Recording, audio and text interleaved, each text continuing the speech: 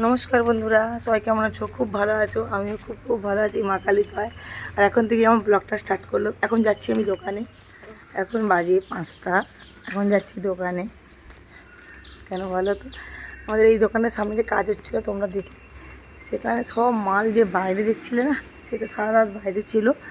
আর ওই কারণেই বাবলা, সাগর আর সে বাপিদা বলে একটা লোক আছে, তার 3জনে পাহাড় দিচ্ছিলো। এবার এখন বাজে ওদেরকে যদি একটু পাঠাই, ওরা তো একটু ঘুমাতে পারবে, ওই জন্য আমি এখন যাচ্ছি। এই যে ব্যাগ নিয়ে নিয়েছি, দোকানে চাবিও নিয়েছি।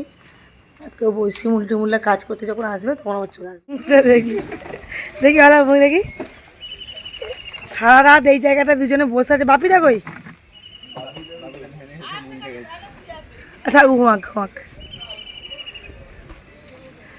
আর এই যে সব বাইরে বসানো আছে দেখতে পাচ্ছ। আর এই যে দোকান, এই যে বসে আছি এখন এই দোকানের সামনে। আর এই যে আমাদের দোকান দেখতে পাচ্ছ, ওই যে সব এই যে সব বাইরে চাপানো আছে, ওটা আমাদের দোকান। এখানে বসে বসে পাহারা দিচ্ছে এখন। আর 7:30টার সময় ওরা আসলে আমি চলে যাবো দোকান খুলতে। এখন এই যে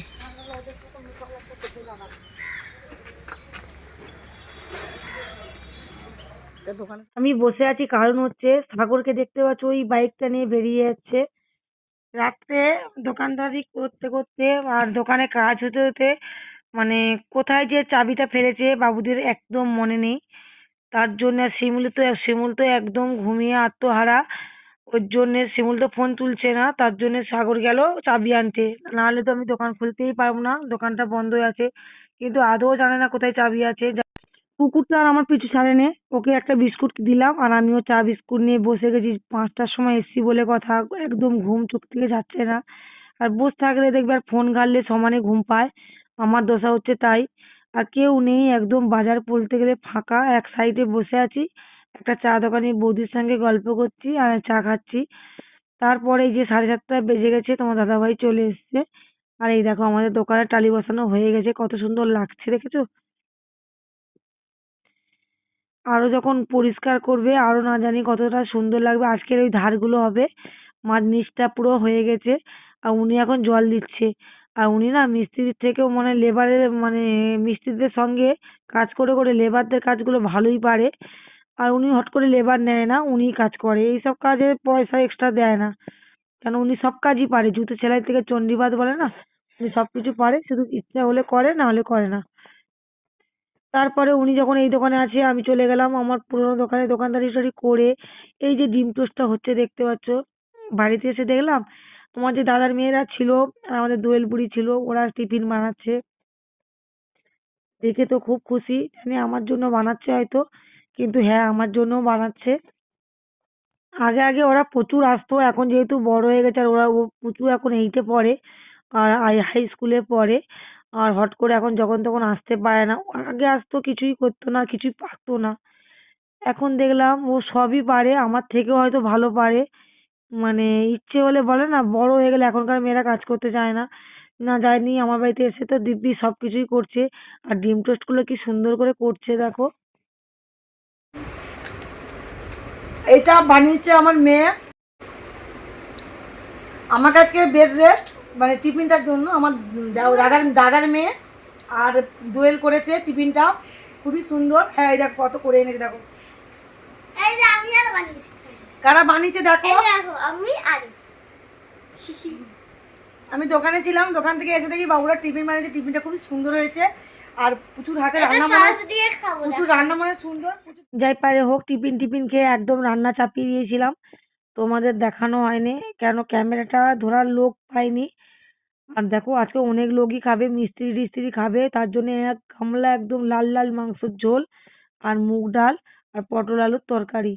আর কিচ্ছু করতে পারিনি ভাই, এতগুলো রান্না একার হাতে হিমশিম খেয়ে গেছি। সারাদিন দোকানদারি, ভোর 5টা থেকে উঠে আর শরীর টানছে না। যাই পারে হোক, খাবার মতন হলেই হবে। যখন অনুষ্ঠান হবে নাহলে নাই বা বেশি করে করব। আর হ্যাঁ, শসা পেঁয়াজ স্যালাড তো অবশ্যই আছে, ওটা না হলে খাওয়াটা ঠিক জমবে না। আর মুগ ডালটা দুর্দান্ত লেগেছিল, দেশি সোনা মুগের ডাল, উফ দুর্দান্ত লেগেছিল। সাথে ছিল শসা আর পেঁয়াজ। এই যে আমরা সব এসি চালিয়ে বাড়ির ভিতরে খেতে বসে পড়েছি। রাকেশ এসেছিল পাটা দিতে, ওকে বললাম তুই একটু বসে পড়, বলতে বাবু বসে পড়েছিল, ও খেয়ে নিল। এই যে ভিডিওটা দেখতে পাচ্ছ এটা বিকাল 5টার ভিডিও।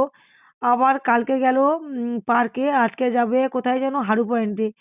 কেন বলে আমরা কালকে চলে যাবো পিসি, একটু ঘুরিয়ে আনো চলো। তা চল কোথায় ঘুরতে যাবি? এই যে আমি আর পুচু বসছি, দোয়েল আর থলথলি বসছে। থলথলির নামটা হচ্ছে আমি দিয়েছিলাম। খুব ছোটবেলায় ও খুব মোটু ছিল, একদম গোলু-মোলু, আর খুব সুন্দর ছিল। তার জন্য আর থলথল করতো বলে আমি ওর নাম দিয়েছিলাম থলথলি। ও এত সুন্দর টিকটক করে, অভিনয়গুলো করে, মনে হবে যেন কতটা বড় হয়ে গেছে। প্রচুর জেদ, জেদের কথা বলো না। মানে এমনি খুব ভালো হয়, যদি হুট করে বলেছে এটা করব না, কারোর 7 দিনেই করানোর, মানে এইরকম ব্যাপার। যাই পারে হোক, আমরা দেখো তোমাদের সাথে গল্প করতে করতে অলরেডি হারু পয়েন্টের কাছাকাছি চলে এসেছি। এর আগের বারে যে কি রাস্তা দিয়ে নিয়ে গেছিলাম সেই রাস্তা দিয়ে কিন্তু তোমাদের নিয়ে যাইনি।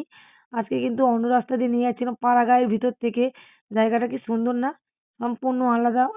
হারু পয়েন্টে যেতে গেলে অনেক রকম রাস্তা পড়ে, আর খুবই ভালো লাগে। আর হ্যাঁ, আমার গলার অবস্থাটা কিন্তু খুবই খারাপ এসিতে থেকে থেকে। আর গলাটা যেমনই হোক, তোমরা কেমন কথাগুলো শুনতে পাচ্ছ বা বুঝতে পারছো আমাকে অবশ্যই কমেন্ট করো। কেন আমি যেরকম পারি এত গলায় কষ্ট নিয়েও যে তোমাদের সঙ্গে কথা বলছি, এটাই আমার কাছে অনেক। আর তোমরা যে দেখো আমাকে, সেটাই আমার মন খুলে আমি তোমাদেরকে ভালোবাসি। ওই জন্যে এত গলায় কষ্ট হওয়া সত্ত্বেও প্রত্যেকদিন কিন্তু ব্লগ দিতে কিন্তু আমি একটুও ভুলি না, এত কষ্টর মধ্যে।